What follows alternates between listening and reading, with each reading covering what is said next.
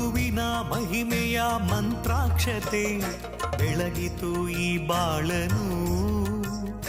ಮಂತ್ರಾಲಯ ಶ್ರೀ ಗುರುರಾಯರ ಈ ಪುಣ್ಯ ಕ್ಷೇತ್ರದಿ ಗುರುವಿನ ಮಹಿಮೆಯ ಮಂತ್ರಾಕ್ಷತೆ ಬೆಳಗಿತು ಈ ಬಾಳನು. ಮಂತ್ರಾಲಯ ಶ್ರೀ ಗುರುರಾಯರ ಈ ಪುಣ್ಯ ಕ್ಷೇತ್ರದಿ ಯತಿ ರಾಘವೇಂದ್ರ ಗುರು ರಾಘವೇಂದ್ರ ಶರಣಾದ ನಿನ ಪಾದಕ್ಕೆ.